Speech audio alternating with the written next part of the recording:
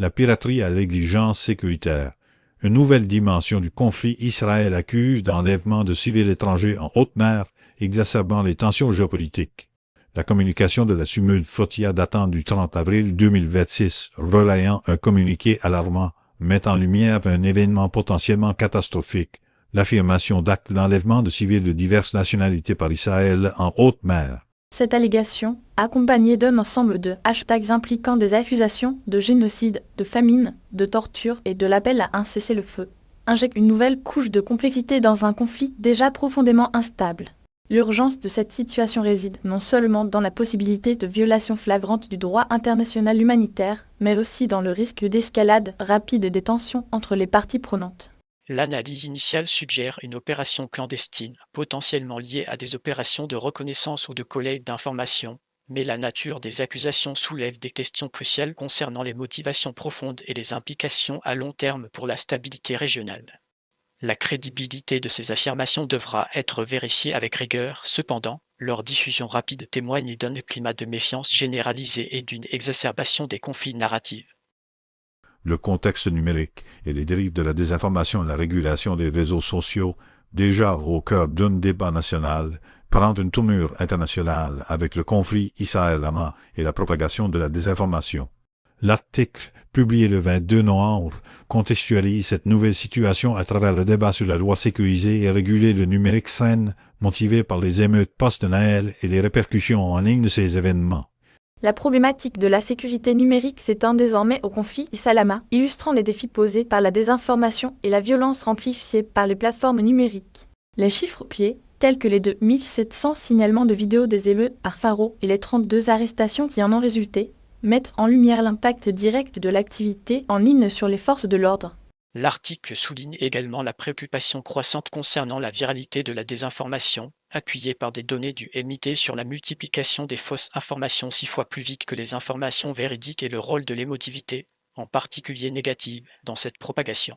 De plus, les préoccupations soulevées concernant les contenus encourageant la dépression et le suicide sur des plateformes comme TikTok, via un rapport d'Amnesty International, élargissent le champ des enjeux à la santé mentale et au bien-être des utilisateurs.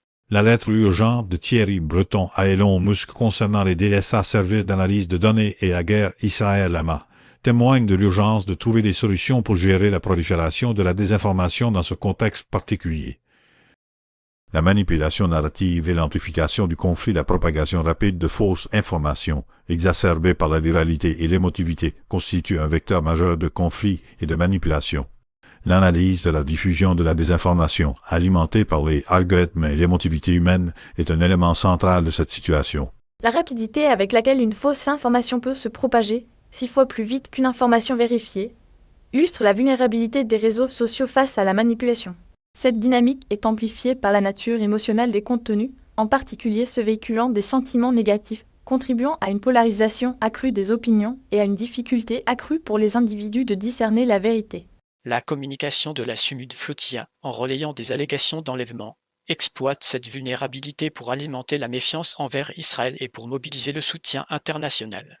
La capacité des plateformes à contrôler ou à limiter la diffusion de ces informations, tout en respectant les libertés d'expression, représente un défi complexe et crucial pour la préservation de la stabilité et de la sécurité. La nécessité d'une approche multidimensionnelle, combinant la régulation des plateformes avec l'éducation aux médias et la promotion de l'esprit critique, devient donc impérative. Perspective et risque d'escalade. L'escalade du conflit, alimentée par la désinformation et les accusations mutuelles, nécessite une réponse stratégique coordonnée et une vigilance accrue. Les conséquences potentielles de cette situation sont multiples et préoccupantes.